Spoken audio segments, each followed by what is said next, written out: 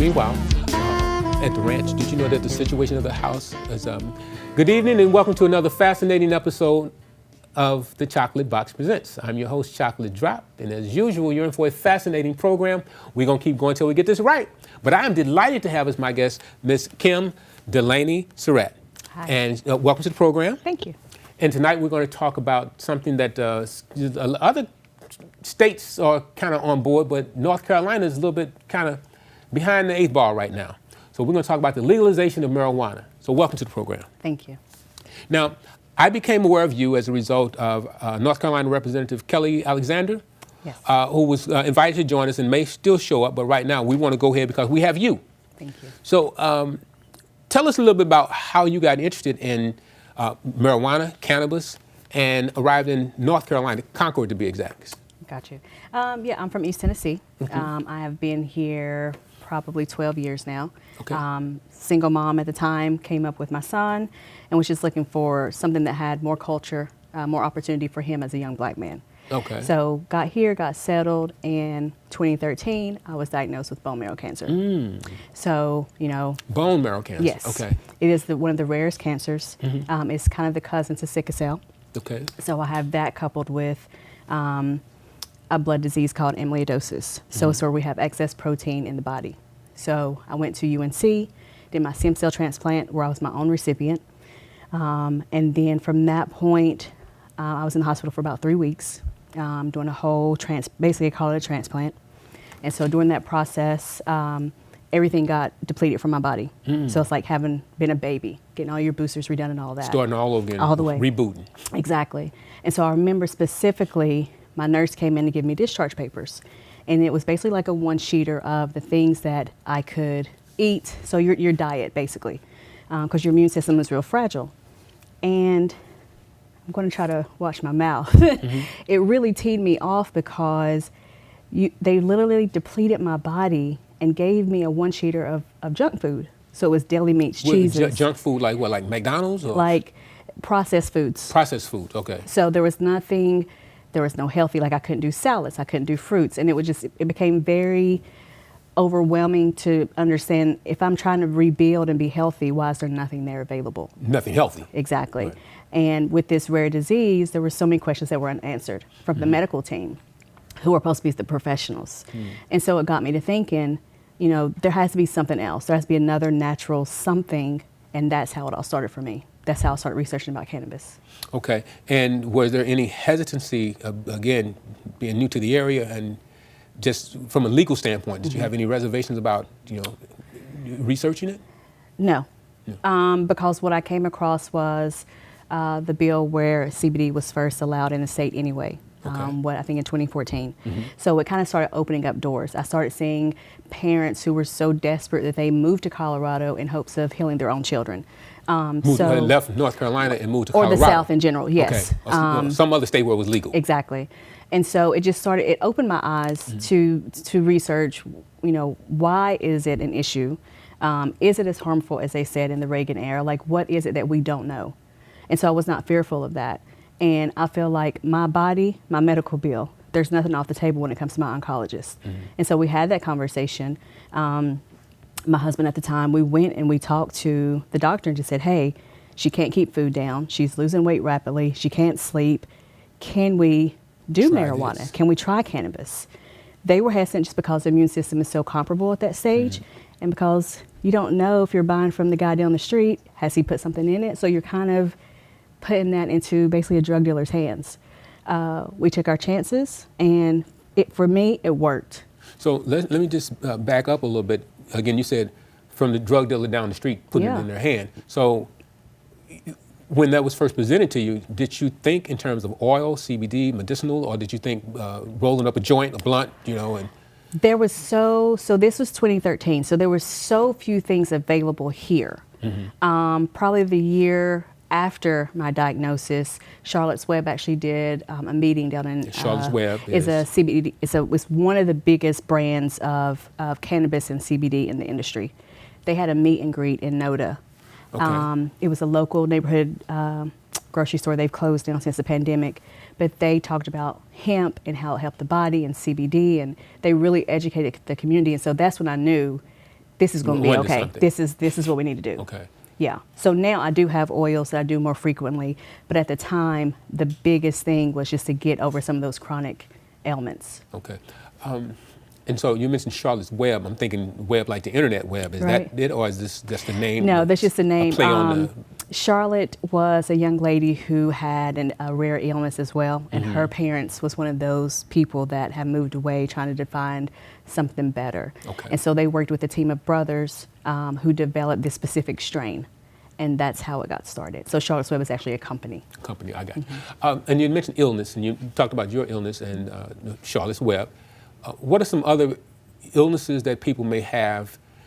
Immediately I think of glaucoma, but Right. that's one that's more popular. What are some other illnesses or ailments that people have that may have had that marijuana, CBD, kind of help to alleviate their Right. pain, suffering? We have to be careful because FDA is not regulated. So in their eyes, we make claims when we say it can do X, Y, and Z. However, I went to Tel Aviv 3-ish years ago.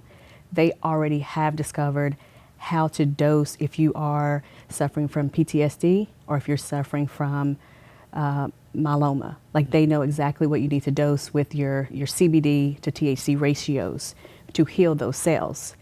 And their government has afforded them that opportunity where ours hasn't. So the research really plays a factor into it, but it can help numerous things. It's known to kill cancerous cells. It's known to help with PTSD, which is why the Veterans Administration is really kind of looking at that for their soldiers. Chronic illness. So I'm only 40, but I've developed osteopenia, which is kind of like osteoporosis, but it's due to cancer. It helps that bone pain that I have. It helps the nausea. So there's lots of things that it can help with, possibly diabetes, but we can't say that until the government allows us to. And so you had mentioned that Tel Aviv, Israel. Yes. So you got other countries around the world that are, it's not only North Carolina behind late Right. to the party, but the entire country is late to the party. Basically, because Israel started back in the 70s. He actually did a study on the very controversial Delta 8 that we're just now getting our hands on.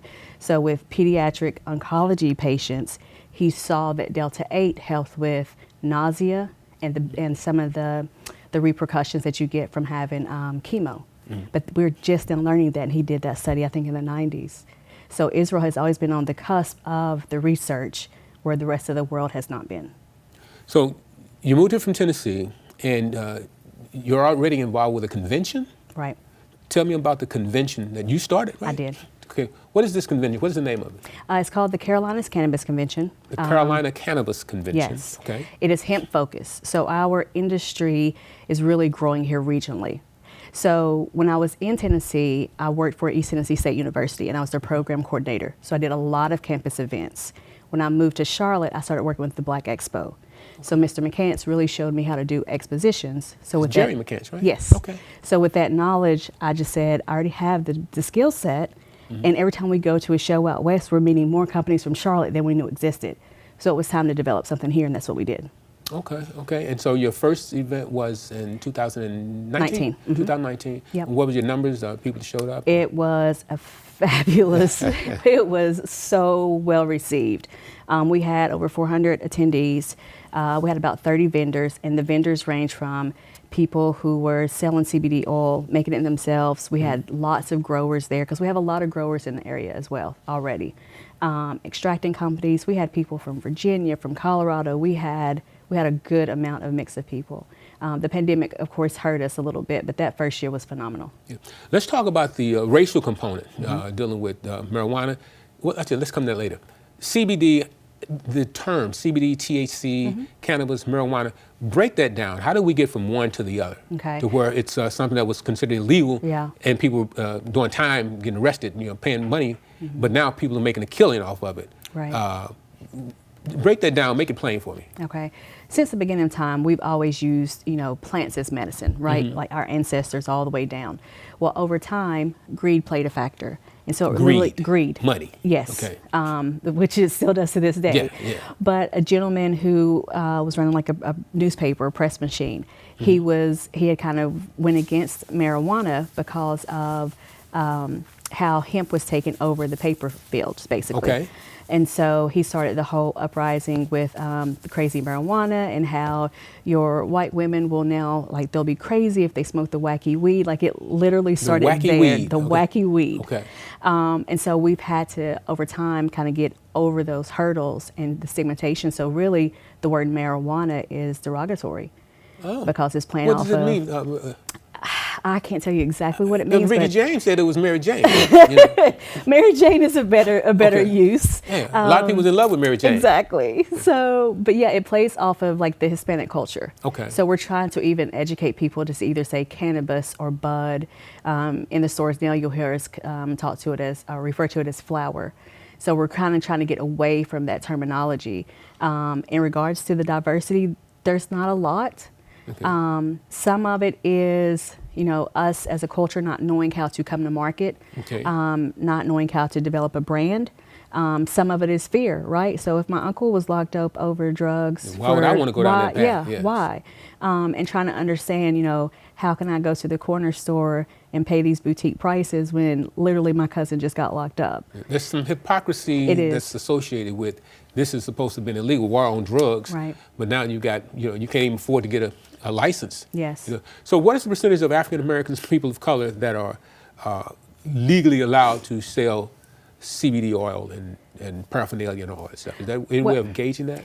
I think the easier way to answer it is how many are in the industry, which is a Okay. fairly low number. It's about 2% that make up About the entire 2%. industry. Okay. Yes. So because I think a lot of it too is there's so many hurdles for us. It's not I was only going to ask you about what are some of the obstacles you encounter to So it's not only starting a small business. Everything is against you. Banking is not for you because we're not considered FDA regulated. so you can't get a loan. Right. So, getting a loan, getting even your credit card processing machine for your storefronts. Sometimes finding real estate can be challenging. Depending Once you let them know what you're going to use the land for. Because there's a lot of old money. We're still in the South. Right. And so generationally, if you're dealing with an older person that is, leasing the space or the land, they may be hesitant. Yeah, I don't want my property, grandmama's property to be used to grow some weed. Yes. Okay. So it's really changing the mentality of our culture and then just generations. So they understand that, we can abuse anything, right? We can abuse alcohol, which we have, but there's certain things that we typically can use to help our bodies. So, in full disclosure, I am a real estate broker. So for someone who has some land that they want to maybe lease, then they could lease it to someone to a grower. Yes. They can retain the land. Yes. But can reap the profits from a 99-year lease or whatever Right. on the property. So there is a lot of, the North Carolina Department of Agriculture and North Carolina State, they are doing a lot with teaching like just agricultural classes from a farmer's perspective in terms of being a hemp farmer. I've seen lots of land on some of those sites where it's older land, so they're looking specifically for a new crop. So maybe they were into soy or corn, and they see this as a different commodity for them. So there's a lot tobacco, of I guess. exactly, yeah, because there's a fine line too with tobacco and hemp being grown. I'm not going to say similarly, but because of especially our region, I think we're eager to see if the tobacco people are going to come back into the game. Oh. Yeah. Just side note, so is tobacco kind of going south with the vaping and, the whole, even for years with the Surgeon General, Right. cigarette, is that kind of going away? It's big industry, big money. They charge more for cigarettes, but somebody's still smoking. Exactly. I think our mindsets have changed as communities, right? So I think Because it used to be cool to smoke. Right, exactly. And even, back in the day, they would show women, pregnant smoking, like it was a cool thing. Yeah. Doctors. And so as we mature and develop, just more information, more knowledge, I think as a society, we're kind of steering away from it. So even as I have conversations with my teenager about it, he says, they kind of shun kids that do that. A lot of kids don't smoke anymore because of that kind of peer pressure or that perception of their peers. But now they're moving towards the vaping. They are. And if, I guess, the power to define, it becomes more acceptable. It is, and it's still that cool factor. So even with the vape, you look like you're a part of the crowd. And the problem, or I guess maybe the solution, is making sure that your retailers have that information. You know, it's easy to kind of want to come into this thinking it's a green rush. It's a lot of hurdles to overcome, but you know that if you come into a specific CBD store, boutique, or dispensary, you're coming to a knowledge-based place. And we try to give you the cleanest product out there because you're putting it in your body, usually to heal something, whether it's anxiety or pain. But if you go to just, you know, just somebody on the street, a convenience store, somebody that's just, you know, trying to get the quick dollar, you may not have the same experience. Yeah, and could get some bad weed. Exactly.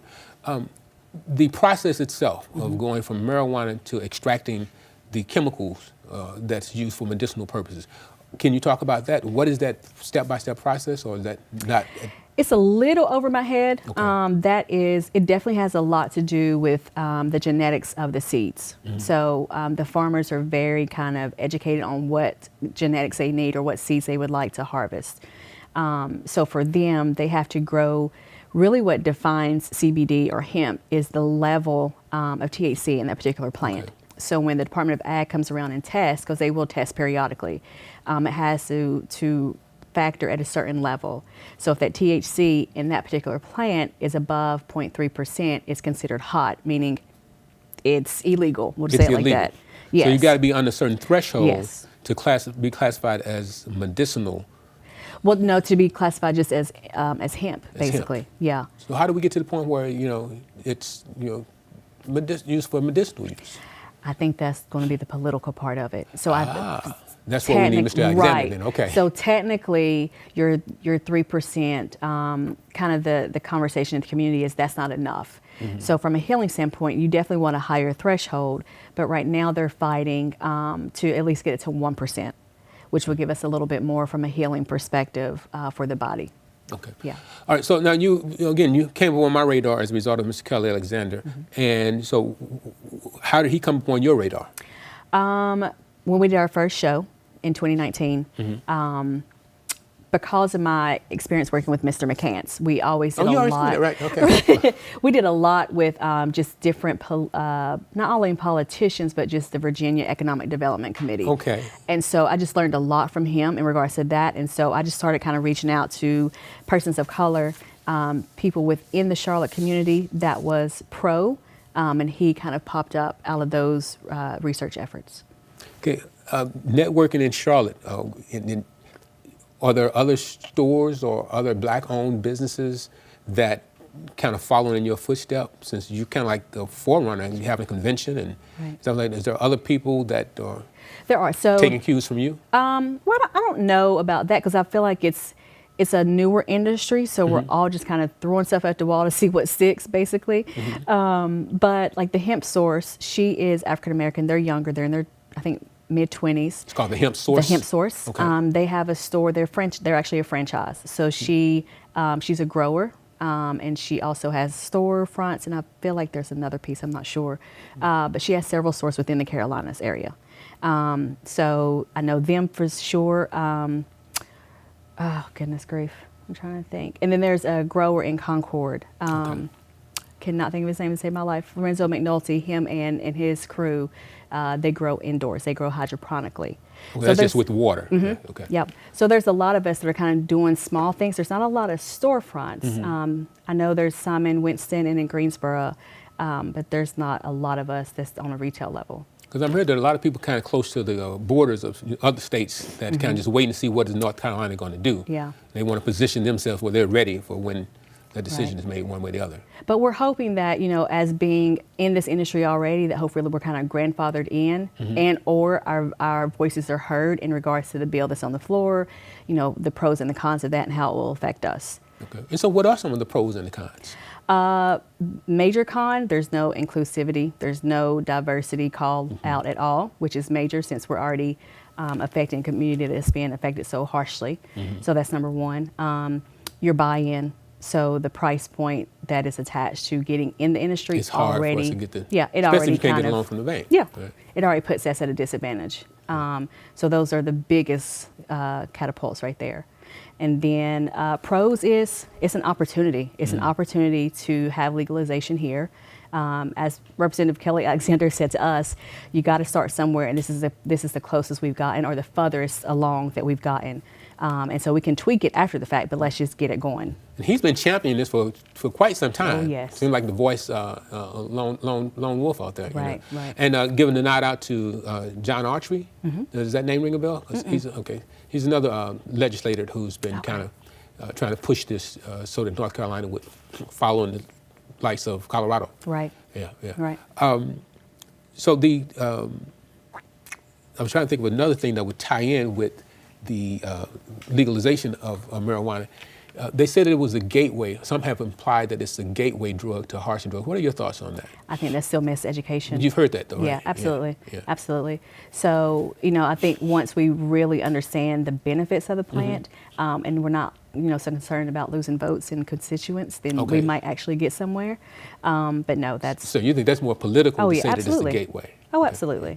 Yeah, because I can save my votes for my elders who I know are going to come to the poll, who don't want to hear that. They don't want to hear about the hippie weed. Yeah, but aren't there a lot of elderly folk that are probably smoking marijuana? Or taking it some other type of way? You're smiling. Yeah, because my demographic is a mix of people.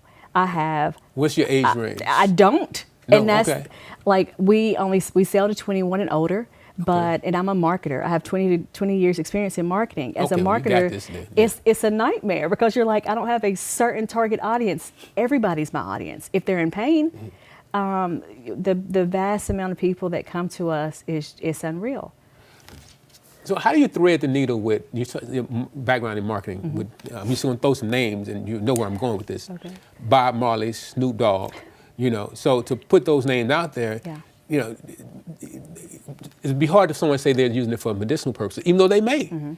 But they become the face of somebody who wants to get high, Cheech and Chong of a certain age. But so how do you change that to where people say, no, this is a legitimate business that heals, glaucoma, multiple sclerosis, a variety of illnesses that have been helped as a result of being able to consume marijuana. Right.